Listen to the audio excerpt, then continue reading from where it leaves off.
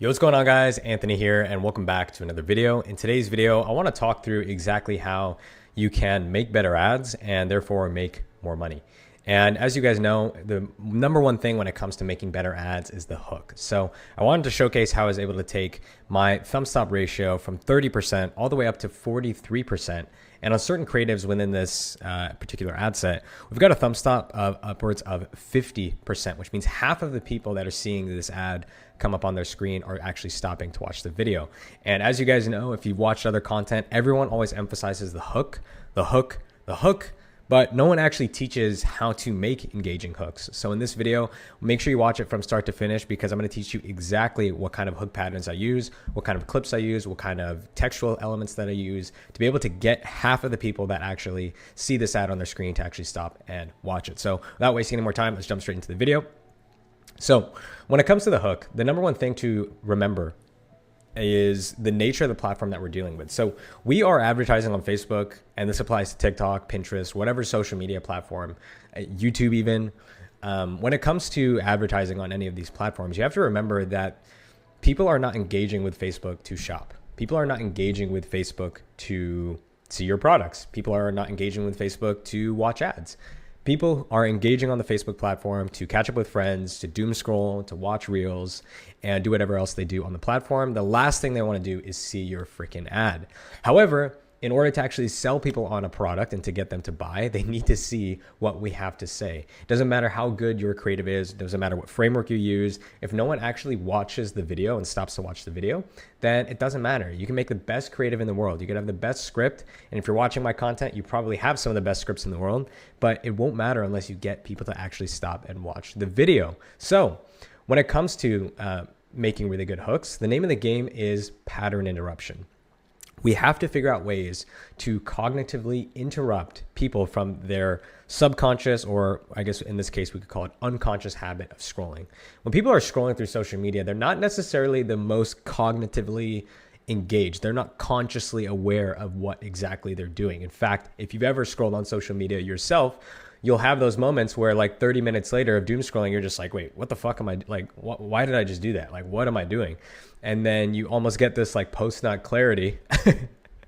You get this post-nut clarity and you throw your phone away. But up until that point, you're just scrolling. You're just scrolling. You're just scrolling. You're trying to get that next dopamine hit. So, or trying to, increase your dopamine. So in the case of creating really good hooks, we have to figure out ways to interrupt patterns. We have to use visuals, we have to use audio, we have to use text, all three elements combined to be able to interrupt people's patterns. So you almost need to think of the hook as what is a way, first and foremost, that I can just grab someone's attention, right? If they're seeing, I know, a bunch of posts from their friends, maybe a few memes here and there, depending on the demographic.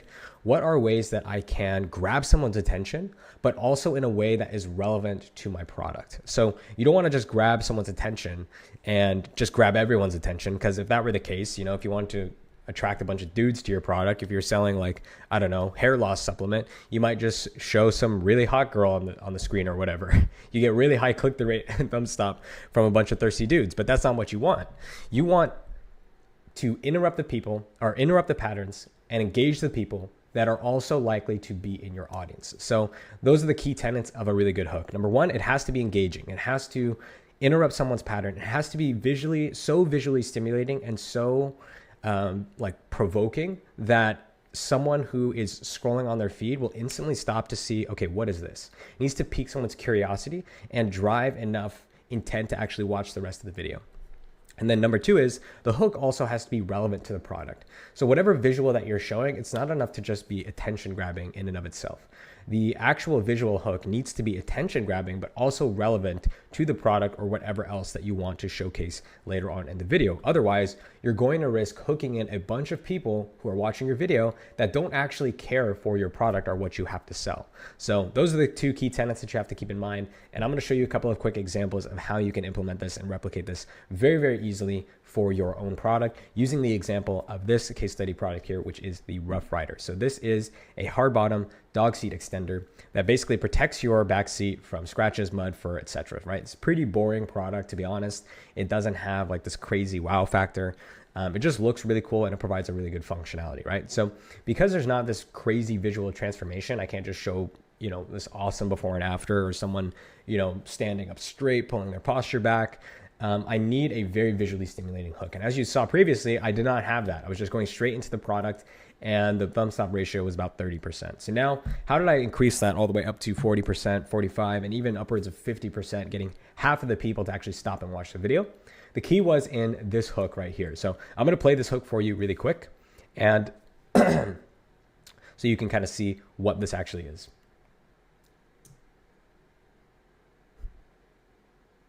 Okay, so very simple. The hook is only about 3 seconds, or it's actually even shorter than that. It's only about 2 seconds, right? And the hook is, I was terrified to take my dog in my new car until I got this, right? And that intros the product. But notice the actual on-screen visual is literally a dog driving a car. Like by the time it's almost like you don't really notice it at first, right? And then by the time you realize, you're like, wait, is that like other dogs in there as well? Or is the dog driving? Boom, it switches to the product. But if this were to come up on your feed, right? A dog driving a car, that's not something you see every day. You might not even see that on social media if you were to try. Unless you are really into dogs and you're in that niche, this is a visual that you're probably not going to see very often. And it's a visual that's so interesting, it's intriguing, it piques curiosity, it makes you want to see like, wait, what is going on there? And by the time that the audience is trying to figure out like, what did I actually just watch? I intro the product straight away, right? So it's take my dog in my new car until I found this. And then I go into the problem, agitate, solution, framework, and whatever the case, right? And, this hook is related to the product because it's showcasing obviously like dogs. And then I have my voiceover with the textual elements as well. I was terrified to take my dog in my new car, right? So why am I terrified to take my dog in my new car? Is it because he's going to drive it with a bunch of other dogs? It's like, no, it's probably because I'm terrified because he's going to make a fucking mess, right? It's going to be a disaster. So let me show you another example of another creative that also leverages this very visually stimulating property to be able to pique curiosity. Okay. So this is another hook. Okay.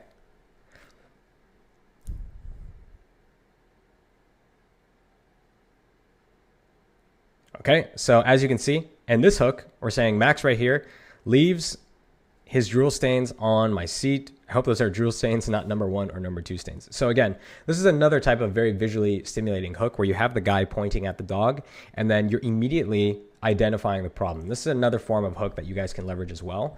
By identifying the problem in the hook, you're essentially getting people, or you're leveraging the actual problem itself as a way to hook in the right types of people, because the only type of people ideally that are going to, or it's safe to assume that the majority of the people that stop and actually watch a hook like this that is immediately identifying the problem within the first 3 to 5 seconds are people who actually have that problem. So within the first 3 to 5 seconds, boom, here's the problem that you're probably dealing with. Your car seats look like crap. There's drool, there's mud, there's, accidents all over it, whatever the case may be. And then boom, here's a very quick solution that you can use for this product. And this one is a little bit more native looking. So it's not, as like kind of bombastic as the first one where it's just really out there and it's kind of outside the realm of what you'd see on social media. The hook itself isn't super, it's not clickbaity, right? It's just a guy identifying the problem. And as you can see, there's a lot of people that are resonating with that problem. And actually stopping to watch the video. So kind of 2 ways you can go about it. You can go about it in the way of trying to be as visually stimulating as possible while still being relevant to your product. And then the second way is thinking of ways to call out the problem immediately in your hook while also still being attention grabbing. It's not enough to just call out like, do you have back pain? Like that's super fucking boring, man. There needs to be some humor in there. Like the guy's saying like, I hope those are not number 1 or number 2 stains, right? So there's a little bit of humor. And both of these two are examples of hooks that are engaging, but also still relevant to the product and are going to increase the likelihood that I actually get people to stop and watch the video. So when you're putting together your creatives, obsess over the hook. Because again, it's not going to matter how good your creative is if people aren't stopping to watch the video.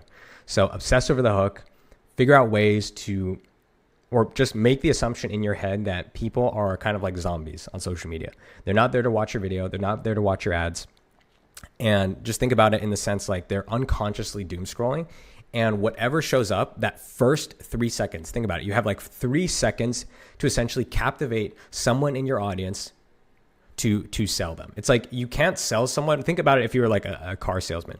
You like, no matter how good your sales skills are, you're not going to be able to sell if there's no one walking in the door. So think of your hook as essentially getting people to walk into the dealership so that you can then, as the rest of the creative, or like with the rest of the creative, actually then sell them. Then you can use the sales scripts, the frameworks, objection handling, closing, but you got to get people who want cars actually in the door. You have to hook people in. And that's why dealerships have freaking, massive promotions and massive billboards, because they know they need to get people in the door, and it won't matter how good their salespeople are if people aren't actually walking through the door. So that's going to do it for this video, guys. A little bit of a shorter one for today, but honestly, as much as I and other creators on YouTube talk about hooks, I've only seen a couple people actually really dive into the hook. Cena is one who did a really nice case study on TikTok dropshipping, and maybe a couple of other people. But yeah, when it comes to the hooks, like a lot of people are saying to obsess over it and not really demonstrating how. And a lot of these visuals are very, very easy to find on TikTok, on social media. You can film them yourself even. And I wanted to make sure that if I'm telling you guys or showing you guys how to create creatives, how to generate scripts using AI, that you also know how to create really compelling hooks, because ultimately, again, none of this shit matters.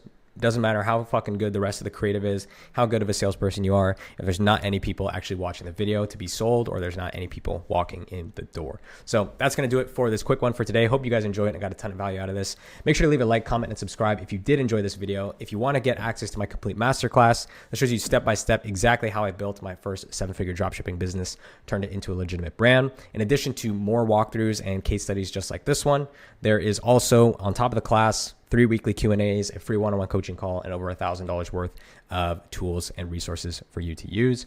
There's a 7-day money-back guarantee, so you can join, try it out for 7 days, and if you hate it, you can get a complete refund, no questions asked. So if you want to check that out, first thing in the description. Otherwise, hope you got a ton of value out of this. See you in the next one, and catch you later. Have an amazing rest of the day.